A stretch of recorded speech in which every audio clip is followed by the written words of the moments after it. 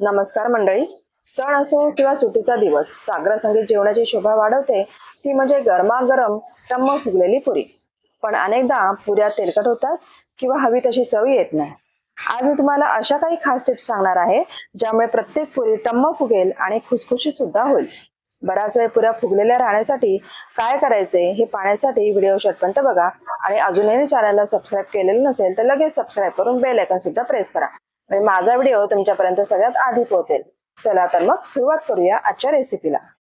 नमस्कार, मी आनंदी कुणाल पाटील. मी माझ्या करी अँड राईस या चॅनलमध्ये तुमचं सगळ्यांचं खूप खूप मनापासून स्वागत करते. पुरी करण्यासाठी मी हा 1 पेला गव्हाचं पीठ घेतलेलं आहे.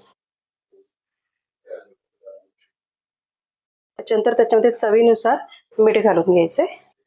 साधारण अर्धा छोटा चमचा मीठ लागेल. तर पुरीला कलर चांगला यावा म्हणून त्याच्यामध्ये पाव टीस्पून एवढी मी साखर घालणार आहे. त्याच्यानंतर ज्या पेल्याने आपण गव्हाचं पीठ घेतलं त्याच पेल्याने 1 पेल आपण गव्हाचं पीठ घेतलं होतं, तर पाव पेला आपल्याला रवा त्याच्यामध्ये घालून घ्यायचा. रव्यामुळे पुरी आपली एकदम खुसखुशीत होते. आणि 1 टेबलस्पून एवढं आपल्याला तेल घालून घ्यायचं. तेल नॉर्मल घालायचं, गरम करायचं नाही. आता हे सगळं आपल्याला व्यवस्थित मिक्स करून घ्यायचं आहे.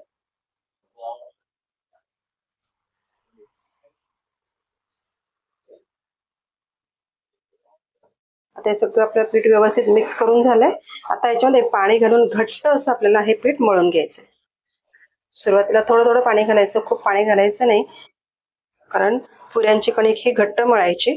मऊ मळली तर पुऱ्या तेलकट होतात. त्याच्यामुळे आपल्याला घट्ट असं कणिक मळून घ्यायचं.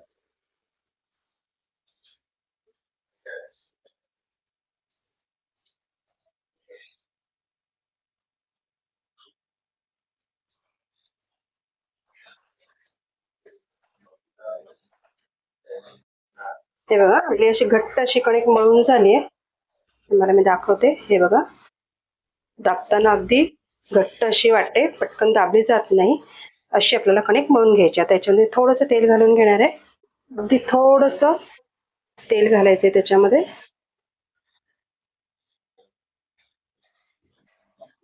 आणि त्याला व्यवस्थित ग्रेसिंग करून घ्यायचंय. जेवढं घट्ट आपण ते पीठ मळू ना तेवढ्या पुऱ्या चांगल्या होतात, खुसखुशीत होतात, तेलकट होत नाहीत. बघा, आपली कणिक मळून झाली. आता हिला आपण झाकून ठेवूया. आता ही कणिक साधारण आपल्याला 3 ते 4 तास झाकून ठेवायची. जितकी आपण जास्ती वेळ कणिक अशी आपण मुरत ठेवू ना तेवढ्या आपल्या पुऱ्या छान होतात. म्हणून आपण पीठ जास्ती वेळ झाकून ठेवायचंय. तुम्ही अर्धा तास 1 तासाने पुऱ्या केल्या तरी सुद्धा हरकत नाही, पण जेवढ्या जास्ती वेळ आपण ते पीठ झाकून ठेवू ना तेवढे ती कणिक चांगली मुरली जाते आणि पुऱ्या खूप छान होतात. मग आता मी हे पीठ झाकून ठेवते.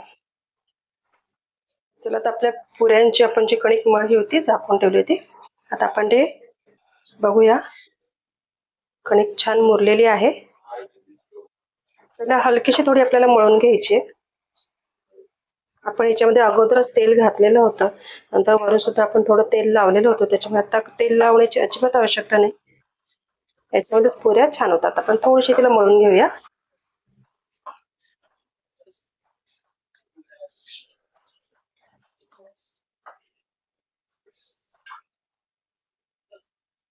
आता हिची अशी पुऱ्यांचे गोळे पटापट कसे करायचे हे मी तुम्हाला दाखवते.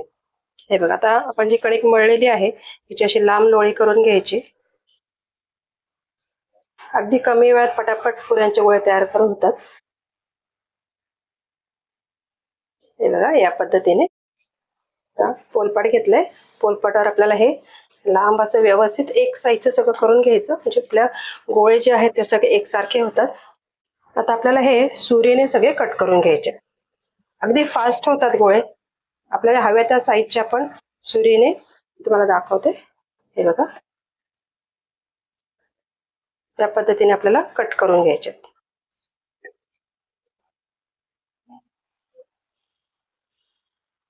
असं करून घेतलं की सगळे गोळे एक साईजचे होतात आणि वेळ सुद्धा लागत नाही, खूप पटकन गोळे करून होतात. हे बघा, आता फक्त त्याला थोडासा गोल असा आकार द्यायचा. झाला, आपला पुरीचा गोळा तयार झाला.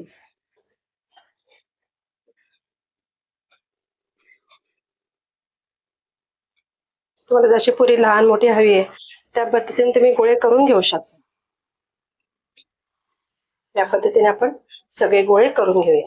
बघा आता आपले पुऱ्यांचे सगळे गोळे करून झालेले आहेत. माझे एका पेल्यामध्ये 13 गोळे झालेले आहेत. 13 ते 14 गोळे होतात एका पेल्यामध्ये. आणि आता हे गोळे केल्यानंतर जर हे जास्त प्रमाणामध्ये असेल तर आपल्याला हे झाकून ठेवायचे एक कपड्याने किंवा तुम्ही त्याच्यावर ताट सुद्धा झाकून ठेवू शकता. म्हणजे ते वरून कडक होणार नाहीत आणि पुरी तडतडणार नाही. आणि आता आपण पुऱ्या करायला घेऊया. या पद्धतीने आपण कणिक मळली तर आपल्याला अजिबात तेल लावायला लागत नाही पुरी लाटताना. तुम्ही आता बघू शकता मी पुरी लाटताना बिलकुल तेल घेतलेलं नाहीये.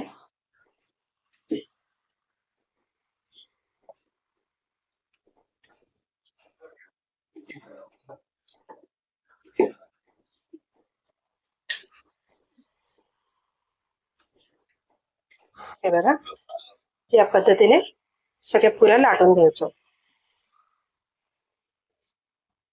खूप जाडे लाटायचे नाही आणि खूप पातळ सुद्धा लाटायचे नाही. खूप जाड लाटली तर ती पुरी खायला अगदी असे पीठ लागते आणि अगदी पातळ लाटली तर मग ती व्यवस्थित फुगत नाही किंवा खूप कडक होते. त्याच्यामुळे थोडी मिडियम अशी पुरी लाटून घ्यायची आपण.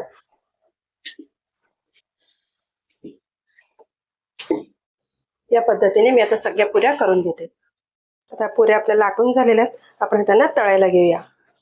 हे बघा मी अगोदरच तेल गरम करत ठेवलेलं होतं. आता आपण सगळ्यात पहिल्यांदा तेल चेक करून घ्यायचे तेल तापलंय की नाही ते.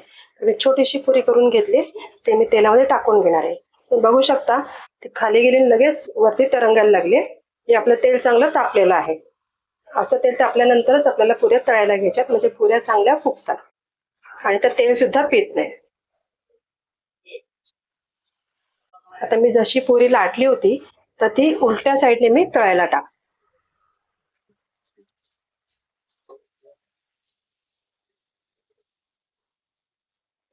हे बघा एकदम टम्म अशी फुगली आहे पुरी. पलटी मारून घेऊया.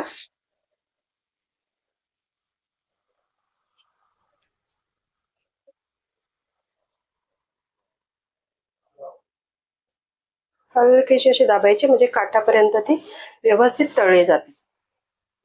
हे बघा मस्त अशी आपली पुरी फुगलेली आहे. मी त्याला काढून घेते. हे बघा पोलपाटवर ही पुरी अशी होती. आता टाकताना ही अशी उलटी टाकायची म्हणजे वरची बाजू खाली. पुऱ्या तळताना गॅस मोठाच ठेवायचा. हे बघा अगदी मस्त टम्म अशी फुगली आहे. लगेच पलटी मारायची. हलकीशी दाबायची म्हणजे काठापर्यंत ती व्यवस्थित तळली जाते. आता काढून घेऊया. हे बघा या पद्धतीने मी आता सगळ्या पुऱ्या तळून घेते. कशी वाटली पुऱ्यांची रेसिपी मला कमेंट करून नक्की सांगा. आणि अशाच नवनवीन रेसिपी पाहण्यासाठी करियन राईस या चॅनलला सबस्क्राईब करायला विसरू नका. तोपर्यंत बाय बाय.